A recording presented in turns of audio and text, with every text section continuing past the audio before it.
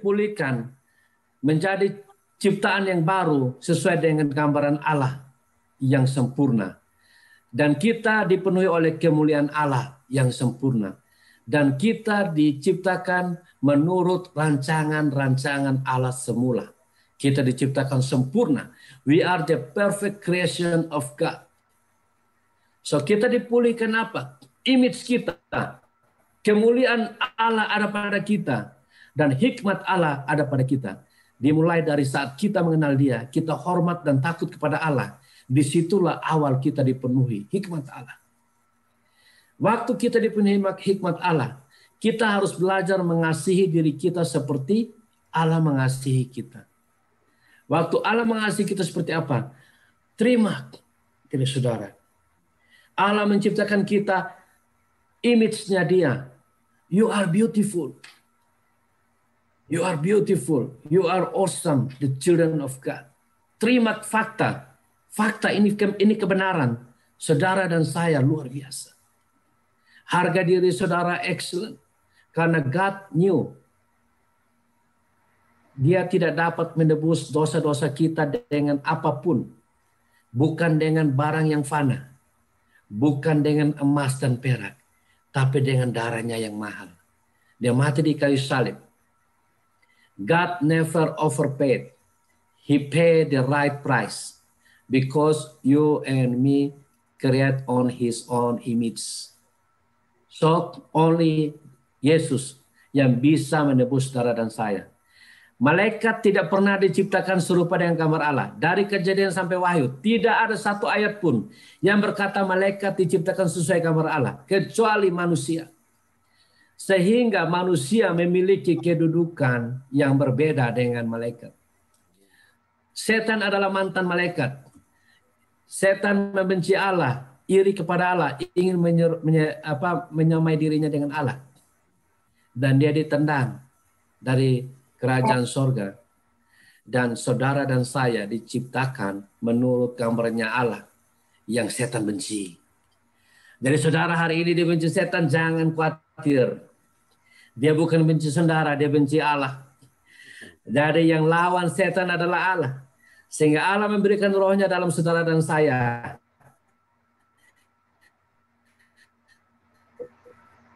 Roh yang di dalam saudara dan saya adalah roh Allah. Mereka adalah dari awal mulanya pembunuh, pencuri yang hanya membinasakan. Tetapi Yesus datang untuk memberi kita hidup. Hidup yang berkelimpahan. Haleluya. Jadi saudara harus paham. Musuh kita si iblis karena kita diciptakan seperti Allah. Segambar dengan Allah. Yang menjadi musuhnya sebelum kita dilahirkan di bumi. Makna dari jawatan penginjilan. Banyak orang bingung tentang jawatan-jawatan penginjilan. Jawatan penginjilan mari kita baca di sini. Itu 5 jawatan.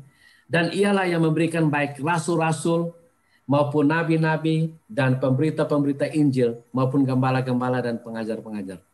5 jawatan ini mereka tidak ada urusannya yang ditulis di Matius pasal 28 ayat 18 sampai 20. Tidak ada hubungan. Karena Yesus bertemu murid-muridnya dan dikatakan mereka, disuruhlah mereka untuk pergi. Mereka ini tidak spesifik berkata bahwa mereka itu adalah gembala. Mereka itu adalah penginjil. Mereka itu adalah nabi. Mereka itu adalah guru-guru. No. Seluruh murid Tuhan harus memiliki visi. Sebab di dalam Amsal 29:18 King James Version, where there is no vision, the people perish. Waktu murid tidak memiliki vision, pasti perish. Mengapa? Karena Yesus tahu untuk mengikuti Yesus ada salib yang harus kita pikul. Ada tantangan yang harus kita lalui. Yesus berkata, saya berkata kepada engkau, bahwa banyak sekali tantangan. Tapi ketahuilah, saya telah mengalahkan itu. Tetapi kita akan melalui tantangan-tantangan. Di mana tanpa visi yang jelas, kita tidak mungkin dapat konsisten. Karena manusia memiliki emosi. Bisa naik turun. Apa yang bisa setting arahnya? GPS, kompas, visi. Harus memiliki visi. Waktu kita memiliki visi, kita mencari dahulu kerajaan Allah dan kebenarannya, maka semuanya itu akan ditambahkan kepada engkau, kepada saudara-saudara saya. Sehingga visi-visi kita, baik saya sebagai businessman dan sebagai bapak rumah tangga, visi-visi saya tidak pernah kontras dengan visi amanat agung. Jika saya semakin diberkati, bukan berarti saya semakin tidak melakukan amanat agung, tetapi lebih memampukan saya untuk menuntaskan amanat agung. Jadi visi saya dan visi Yesus tidak pernah berlawanan arah, tapi berjalan side on side. Haleluya. Begitu juga visi buat pernikahan saya. Saya nikah dengan istri saya, berumah tangga, bukan untuk membuat pernikahan kami menjauh dari visi Allah atau menjauh dari Tuhan. Tapi pernikahan kami, visi pernikahan kami menjadi sepadan dengan visi Allah. Kita berjalan dengan visi Allah, amanat agung menjadikan segala bangsa muridnya side on side. Kita menjadi keluarga yang menjadi teladan bagi bangsa-bangsa. Keluarga yang bisa menjadi terang, keluarga yang bisa menjadi garam. Bagaimana ada yang berkata, bersaksi dengan perbuatan. Bagaimana kita bisa bersaksi dengan perbuatan? Perbuatan yang memiliki hidup itu sendiri tidak memiliki visi. Bagaimana dia bisa mengatur perbuatannya? Without vision, how can dia mengatur? Dari visi baru bisa ada penerapannya, yaitu mission. Mission born through vision. Visi adalah pandangan jelas. Mission adalah short goal yang kita harus capai. Yaitu kita memiliki misi setiap dari kita. Sehingga misi atau jargonnya Harvest Academy adalah one more soul for Jesus. Visi kita menjangkau seluruh dunia, tapi misi kita untuk menjangkau satu jiwa lagi buat Yesus. Satu jiwa lagi buat Yesus. Jadi setiap kesempatan satu jiwa kita menangkan bagi Yesus. Ini fungsi daripada rasul-rasul itu untuk apa? Tugas dari 5 jawatan.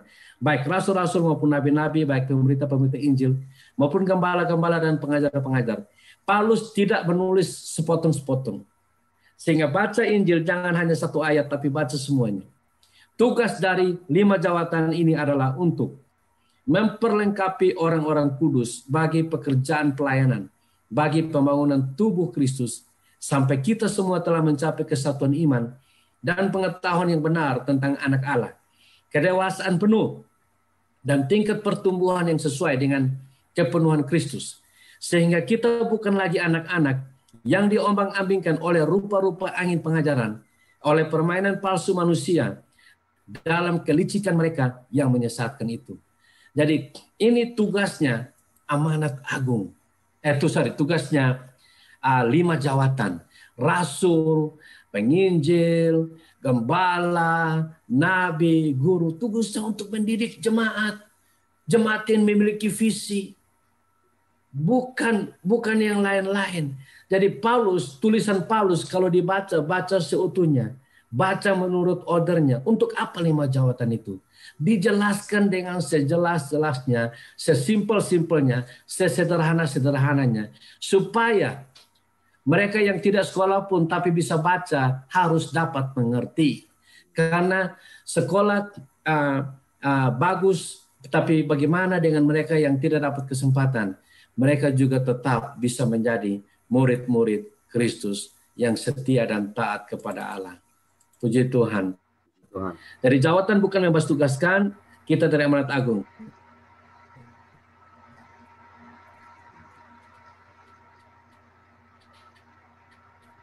Dan kita lihat di ayat yang ke-15. Tetapi dengan teguh berpegang kepada arah ke arah Dia, Kristus yang adalah Kristus bangsa muridnya. Seluruh anggota tubuh wajib bergerak sesuai perintah kepala, termasuk 5 jawatan juga harus tunduk kepada kepala, yaitu Kristus. Seluruh anggota harus tunduk kepada kepala yang adalah Yesus Kristus. Yang memiliki visi adalah kepala dari tubuh Kristus itu sendiri yang disebut gereja. Sehingga seluruh anggota tubuh, walaupun tangan beda fungsi dengan kaki, walaupun jari beda fungsi dengan mulut, tetapi semua tunduk pada perintah kepala. Sehingga waktu kepala saya bikin KKL Kuala Lumpur, saya tidak mungkin tinggalkan anggota tubuh yang lain di Australia. Semua harus ikut one direction, one vision. Jadi semua anggota tubuh, baik kita yang usher, baik kita yang tukang parkir, baik kita yang singer, song leader, pastor, member, same vision, menjadikan segala bangsa murid Yesus. Kita tidak mungkin dapat dipersatukan oleh organisasi. Baik itu GPI, Protestan,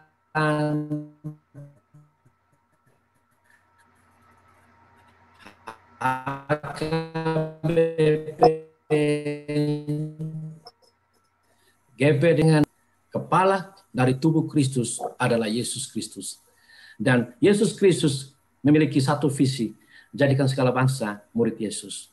Sehingga ini pekerjaan yang besar. Pekerjaan yang besar. 7,8 miliar selama 2000 tahun, baru 2,3 miliar. 5,5 miliar belum diselamatkan. Alkitab tulis jelas di kitab Wahyu bahwa barang siapa tidak memiliki namanya di dalam buku kehidupan, ia akan dibuang ke lake of fire. Itu jelas. Dan saudara dan saya harus memiliki visi ini untuk membantu mereka-mereka yang belum diselamatkan. Bisa bayangkan mengapa visi ini kepada setiap jemaat. Saudara dapat hitung dengan sederhana.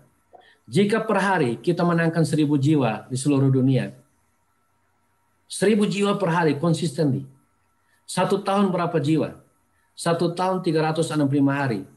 Artinya 1 tahun 365.000 jiwa.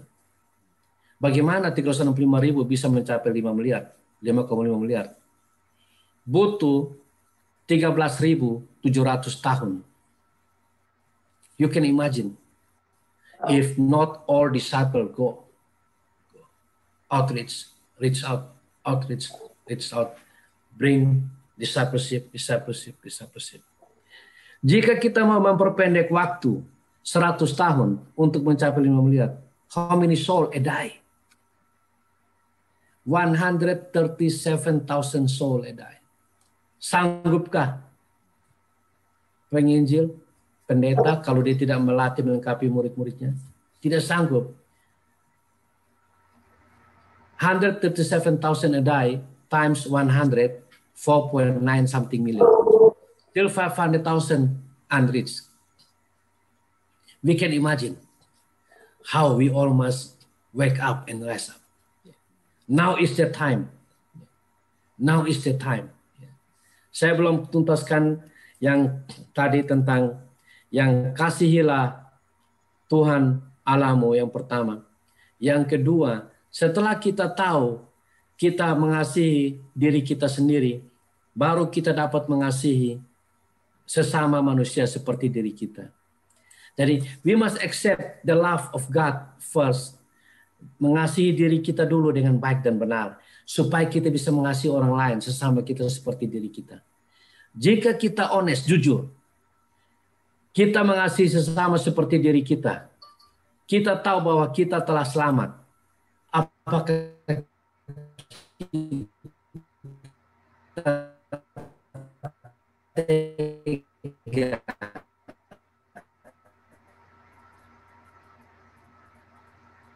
melihat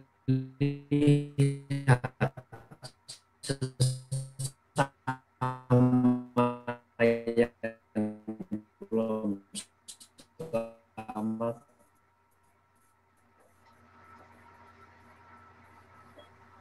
This is a true question. Jika kita love one another, jika kita love kita, apakah kita jujur kita mengasihi untuk melihat mereka namanya tercatat di dalam buku kehidupan? Kita love, talk about love, tell you about love, don't believe. Because the love of God is very clear. John 3:16. Karena begitu besar kasih Allah akan dunia.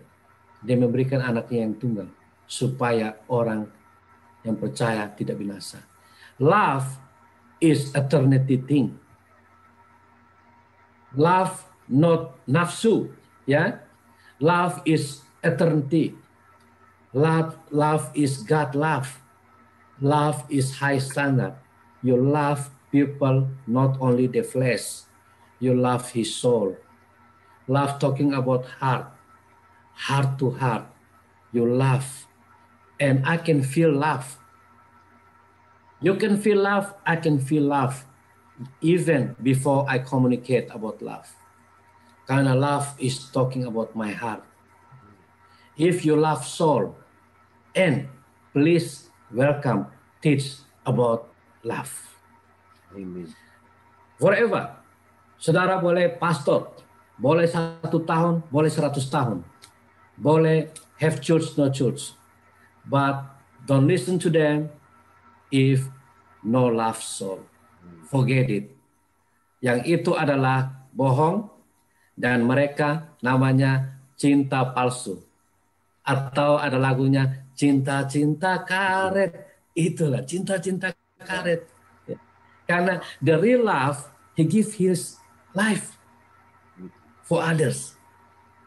He real love, not just camouflage, a sweet talk. Hi friend, how are you? How are you? But I know you not believe Jesus. I know you die, you go to hell. But hi friend, how are you? We have to laugh. We have to kind. We have to talk with respect. Don't hurt others. But we don't care his soul, his precious soul. For Jesus love the world, so he give his only begotten son to die on the cross.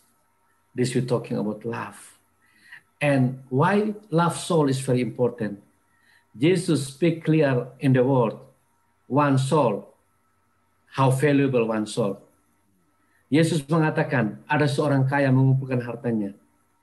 Tapi jika dia kehilangan nyawanya, dikatakan, apa gunanya engkau memiliki seluruh dunia, tetapi kehilangan nyawanya? Yesus tegas, jelas, bahwa seluruh dunia tidak dapat ditukar dengan satu nyawa. Karena seluruh hidup Allah ditukar dengan satu nyawa. Yesus menciptakan langit dan bumi dan manusia. Dia menciptakan langit dan bumi only by speak, say the word, by spoke. Dia menciptakan tata surya, langit, bintang, bulan, hanya berkata satu firman. Kejadian pasal 1 ayat 3. Jadilah terang. Tapi Yesus menyelamatkan saudara dan saya berdarah-darah. Berdarah-darah. His memalukan sekali. Allah di atas segala Allah, Tuhan. Ditelanjangin, dicambuk. Menderita, memalukan.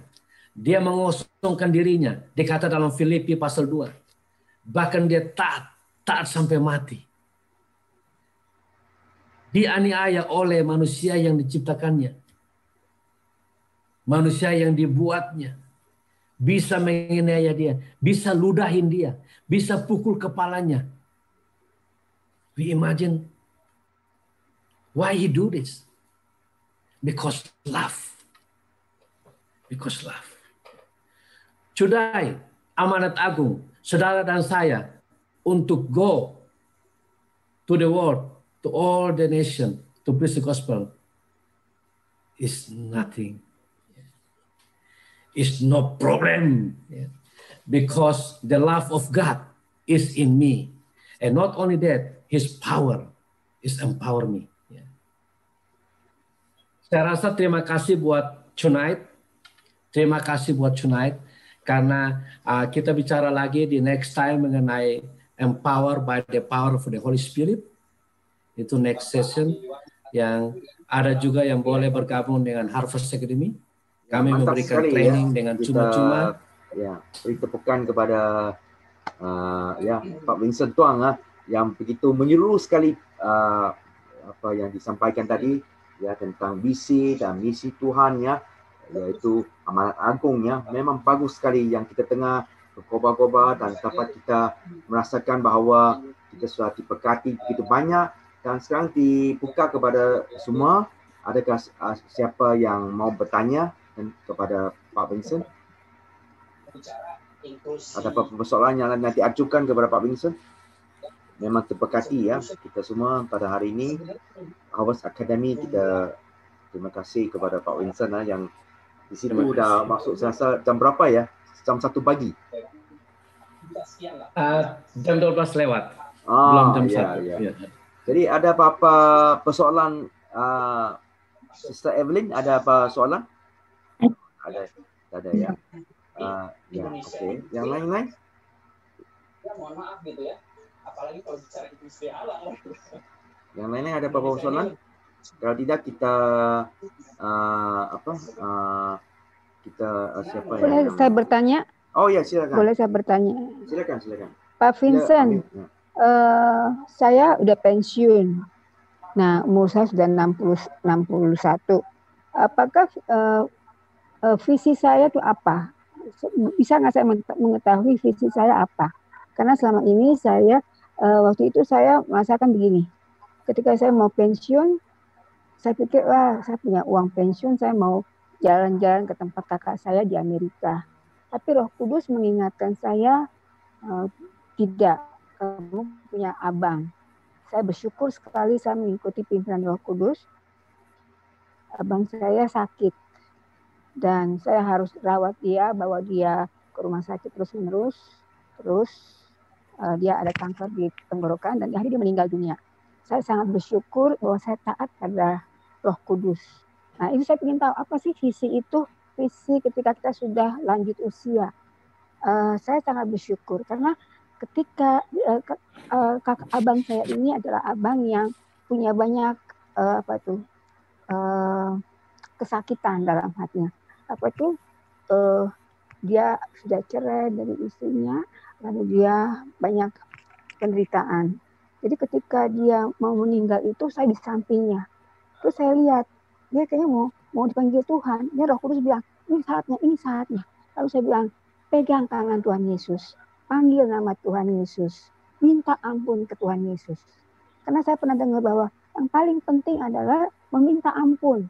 Banyak dosa-dosa kita ketika kita hidup di dunia ini. Jadi saya melihat kita harus punya peka pada Roh Kudus di mana kita melayani. Keluarga pun adalah tempat kita melayani. Saat ini saya mendampingi mama saya yang sudah 90 tahun. Jadi saya melihat kita nggak boleh egois, kita nggak boleh sok-sokan. Saya mau melayani. Padahal Tuhan menunjukkan, itu orang tuamu juga harus layani. Kamu dari keluarga lah, kan ada dari apa? Dari sama ujung bumi ya, dari keluarga, terus Samaria sampai ke ujung bumi ya. Tapi dari awalnya kita harus sungguh-sungguh melayani Tuhan. Nah, ini yang saya mau tahu, bagaimana kita tahu visi Tuhan kepada kita masing-masing supaya kita nggak salah di dalam menentukan. Saya mau sharing, tapi nggak apa-apa nih untuk kita aja. Ketika saya selesai pensiun, saya ketika menghadapi ini, teman saya mengatakan tolong saya. Lalu saya berikan uang saya, pensiun saya.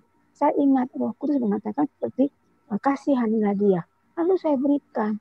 Ternyata saya kehilangan uang itu berjuta-juta. Tapi di sini saya melihat Tuhan berkata, kamu jangan bergantung kepada harta. Kamu harus bergantung kepada saya. Jadi saya bersyukur saya nggak ada kesakitan. Awalnya saya sakit. Kok begini sih? Padahal maksud saya mau melayani Tuhan dengan uang itu. Mau saya bagi-bagikan uang pensiun saya. Tapi hilang gitu ya. Tapi saya bersyukur. Makanya saya mau tanya, Tuhan, apa visi saya untuk yang kau ingin tanamkan kepada saya? Saya lahir, saya ikut Tuhan, dan kalau di HKBP itu ada ayat khusus kalau kita sedang CD. Ayat CD saya adalah Matius 6 ayat 33. Saya dahulu kejar Allah dan kebenarannya, maka semuanya itu akan ditambahkan. Itu saya pegang sekali. Karena di HKBP ada ayat CD. Ketika saya maju ke depan, saya selalu berdoa, Tuhan, ayat ini akan saya pegang seumur hidup. berikanlah yang membuat saya akan terus memegang ayat ini. Kalau saya sedang jatuh, saya akan pegang ini. Dikasih Tuhan Yesus. Matius 6 ayat 33. Ya demikian kesaksian saya. Terima kasih. Ada lagi yang lain? Itu Jadi, baru silakan. satu. Yang kedua?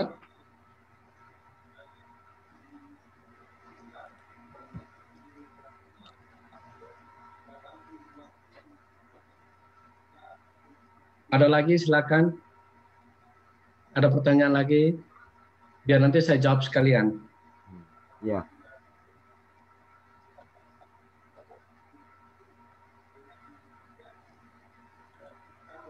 Ya, kita bagi laluan untuk 2 orang lagi ya. Dan lepas itu Pak Vincent akan jawab. Dan lepas itu kita akan tutup untuk pada malam ini ya. Silakan siapa yang mau bertanya.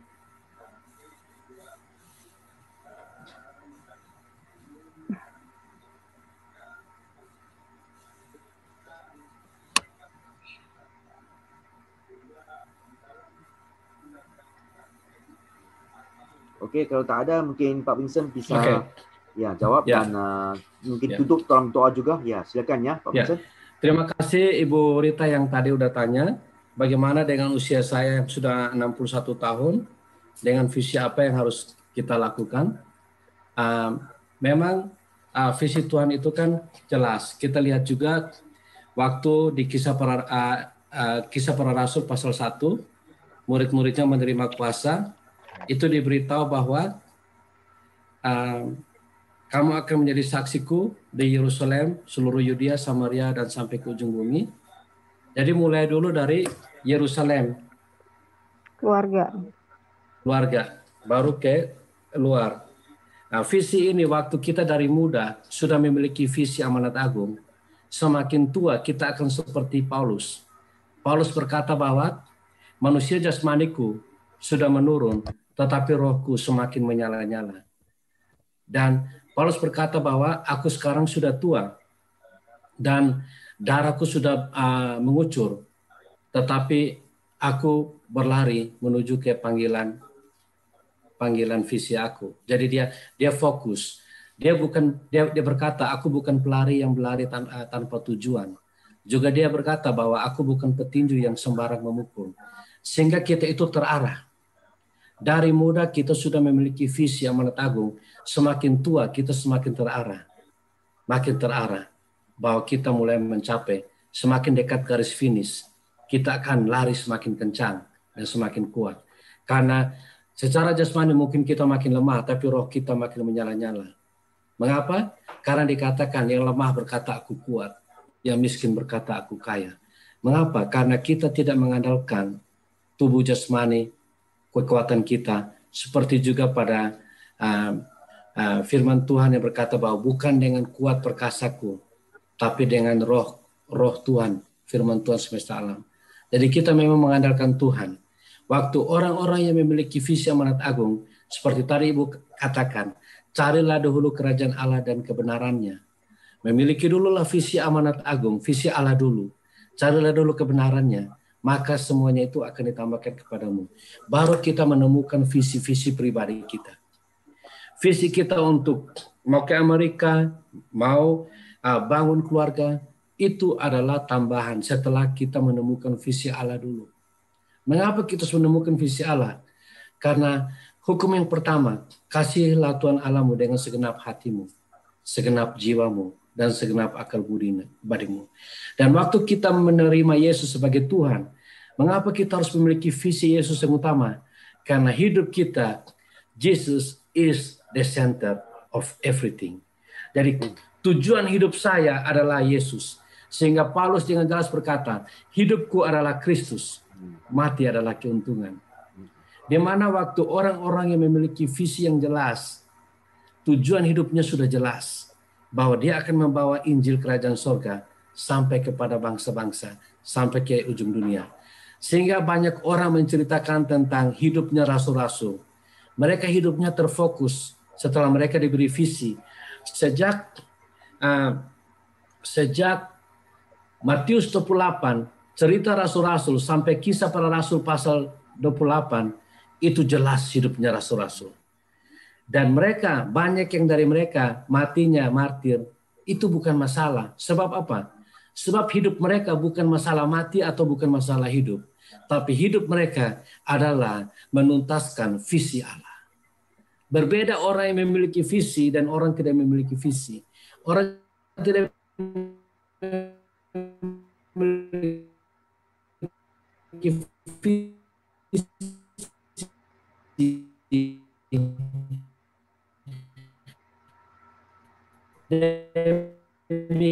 visi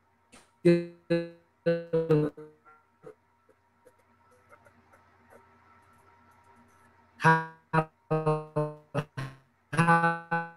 yang tidak harus dipikirkan dibandingkan orang yang memiliki visi. Dia fokus. Jadi hidup saya bukan masalah akan terjadi pada hari-hari akhir. Demikianlah firman Allah bahwa aku akan mencurahkan rohku ke atas semua manusia. Jadi kita harus tahu bahwa Allah akan mencurahkan rohnya ke atas semua manusia dan sudah terjadi 2000 tahun yang lalu. Sehingga roh Allah ada pada saudara dan saya. Sama seperti roh Allah yang berapa ribu tahun sebelumnya ada pada Elia, ada pada Elisa, ada pada Daud, ada pada Saul, ada pada Samuel. Di zaman dulu roh Allah hanya pada orang-orang tertentu, ada pada Samson. Tapi di zaman Yesus, waktu dia mencurahkan roh kudus hari Pentakosta, roh Allah dicurahkan atas semua manusia. Maka anak-anakmu laki-laki dan perempuan akan bernubuat, dan teruna-terunamu akan mendapat penglihatan-penglihatan, dan orang-orang tua akan mendapat mimpi. Kalau ibu merasa ibu muda, ibu akan mendapat penglihatan. Kalau ibu merasa ibu tua, ibu akan mendapat mimpi-mimpi yang baru. Haleluya. Ibu dapat visi-visi yang baru. Yang malam hari ini ibu akan tangkap kembali visi ini. Yang dimana masa-masa lalu mungkin pernah punya visi tapi sudah dirusak oleh intimidasi. Orang menakut-nakuti. Kegagalan-kegagalan hidup. Merusak visi. Hari ini Yesus restore kembali. Dengan mencurahkan rohnya. Dan orang-orang tua akan mendapat visi yang baru. Atau akan mendapat mimpi yang baru. Beri kemuliaan bagi Tuhan. Puji Tuhan. Carilah Yesus, carilah visinya. Amin. Ya. Boleh tanya lagi nggak berarti? Boleh. Ya, boleh tanya lagi nggak? Saya punya pengalaman begini. Saya nggak mengerti apakah ini Tuhan Roh Kudus yang bicara. Beberapa teman-teman saya dia beragama Islam sedang koma. Ada yang di Singapura, ada yang di Jakarta, ada juga dosen saya sedang koma. Lalu saya selalu berdoa, Tuhan Yesus, selamatkan mereka. Jangan biarkan sampai mereka masuk neraka. Tapi selamatkan mereka, Tuhan Yesus. Terus malamnya ketika saya berdoa, besoknya malamnya meninggal. Tapi kok saya seperti ingat gini, apa yang kau ikat di dunia ini akan terikat di sorga. Apa yang kau lepaskan di dunia akan terlepas di sorga. Apakah benar itu pekerjaan Roh Kudus untuk saya mendoakan mereka? Atau ya karena saya rindu aja mereka selamat, tapi saya belum memberitakan Injil kepada mereka karena mereka sakit. Satu di Singapura, jarang ketemu juga. Itu teman-teman lama, teman-teman waktu kuliah. Saya kan sudah nggak kuliah, tapi sudah lulus gitu. Tapi kan saya dengar kabar di WhatsApp grup, jadi ya saya doakan. Tapi pas saya doakan, pas beritanya tuh pas mereka sedang koma kritis-kritis. Jadi saya terheran-heran. Habis saya berdoa, 3 jam kemudian atau besoknya paginya meninggal mereka. Apa itu rencana Tuhan atau tidak? Saya ingin tahu aja apakah mereka selamat atau tidak. Tapi saya bilang sama Tuhan, nanti kalau saya sudah di surga saya ketemu dia nggak Tuhan? Ini ada namanya satu dosen saya, Pak Sarlito Wirawan, satu Lemeti. Mereka tuh ya tiba-tiba ketika mereka sedang koma, saya doakan sungguh-sungguh. Itu gimana Pak Vincent? Berarti Ibu tadi tidak ikuti modulnya. Modulnya jelas. Kisah Para Rasul pasal 4 ayat 12. Tidak ada keselamatan di bawah kolong langit tanpa Yesus. Iya. Tidak ada seorang pun datang kepada Bapa. Yohanes 14 ayat 6. Aku adalah jalan kebenaran dan hidup. Itu kata Yesus. Dan kata Yesus adalah kata Allah. Kita tahu Yesus adalah Allah.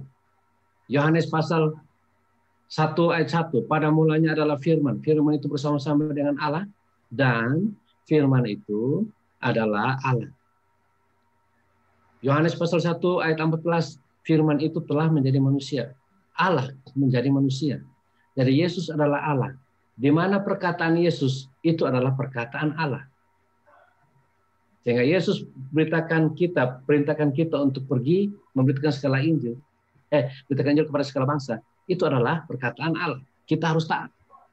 Ketaatan lebih penting daripada korban bakaran. Korban-korban apa yang saudara naikin, ketaatan lebih diutamakan Tuhan. Dan bagi teman-teman yang lagi sakit, boleh hubungin kami, karena puji Tuhan lewat Harvest Academy, mayoritas dari murid-muridnya sudah banyak mujizat. Kami ratusan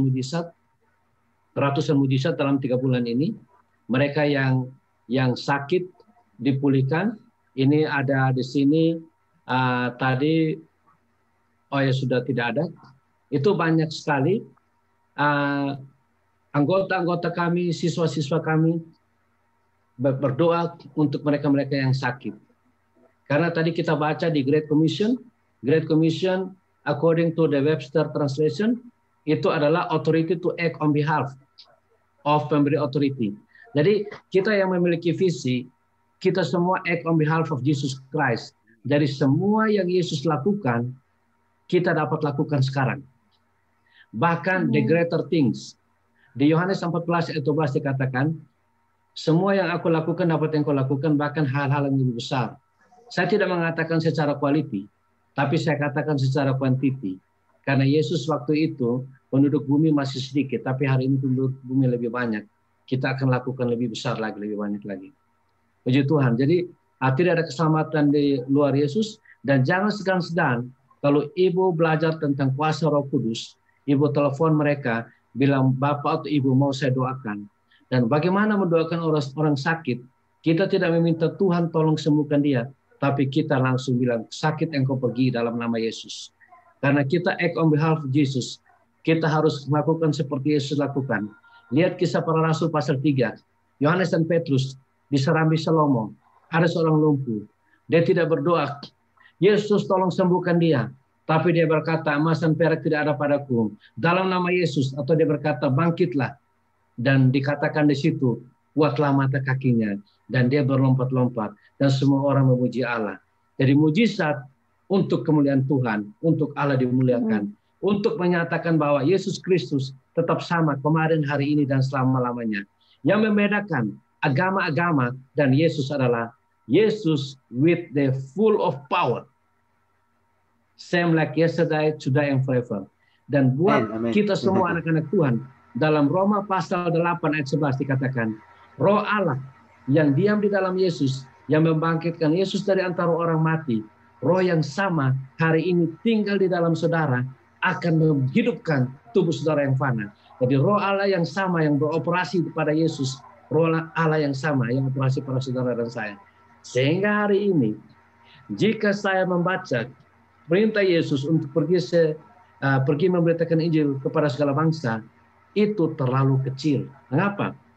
Karena Roh yang menciptakan langit dan bumi, di Kejadian pasal 1 dan 2, Roh yang sama yang tinggal pada saya, tinggal pada Bapak Ibu sekalian. Jadi untuk menjangkau bangsa-bangsa, too easy. Jika hari ini tidak tercapai, bangsa-bangsa dimenangkan, tidak even 50% dunia dimenangkan, berarti something is wrong. Something is wrong. Sehingga hari ini saudara dan saya yang harus bangkit. Saudara dan saya yang harus bangkit. Fokus kepada fisik. Orang-orang yang fokus pada visi, dia tidak akan dipengaruhi oleh kritik. Orang yang memiliki visi tidak akan dipengaruhi oleh pujian. Jika saudara dan saya tidak dipengaruhi oleh pujian, berarti kita sudah dapat tidak dipengaruhi oleh kritik. Saya berkata bahwa Daud berkata bahwa 1000 di sebelah kiri, 10.000 sebelah kanan tergeletak. Saya katakan hari ini, saya memiliki visi untuk menjangkau bumi, menjadikan segala bangsa murid Yesus. Jangankan 1000 di sebelah, 10.000 di sebelah. 1 juta di sebelah, 10 juta di sebelah. Don't worry. We will go with Jesus because who with us is greater with who's outside. Jika aku bersama Allah, siapa yang dapat melawan? I believe it because this is word of God. Hallelujah. Amen. Terima kasih Silakan, Pak Ibu. Vincent. Ya, terima kasih. Oke, terima kasih Pak Vincent ya. Memang Ya, mantap sekali pada malam ini, dan 2 minggu dari sekarang, yaitu pada tanggal 22, kita ada Brother Robin dari Singapura pula yang akan ke udara ya. Jadi kita akan tamatkan rancangan ini dulu, dan selepas itu kita boleh omong-omong lagi ya. Jadi sekali lagi kita berterima kasih kepada Pak Vincent ya, yang telah sudi untuk bersama kami, walaupun sekarang di situ saya rasa sudah Sabtu ya, jam 1 pagi. Ya, terima kasih sekali lagi, dan kita doakan Pak Vincent, sila doakan untuk menutupi rancangan ini. Silakan Pak Vincent. Ya. Bapa dalam surga, dalam nama Tuhan Yesus, kami bersyukur dan terima kasih atas kesempatan ini bersama saudara kami Pak Joshua Tan yang sudah menyediakan waktu dan kesempatan ini, dan juga buat saudara-saudara kami yang hadir. Biar malam hari ini kita menangkap visi Allah bagi hidup kita masing-masing. Terima dulu visi Allah.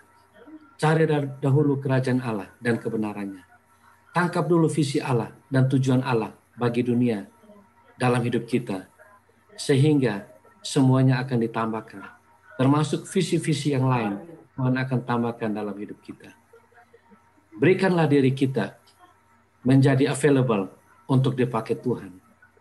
Kami juga bersyukur kepada Tuhan, karena Tuhan dengan terbukanya berkata bahwa tuai yang banyak, pekerja sedikit. Inilah kami Tuhan, akan siap menjadi pekerja-pekerjamu.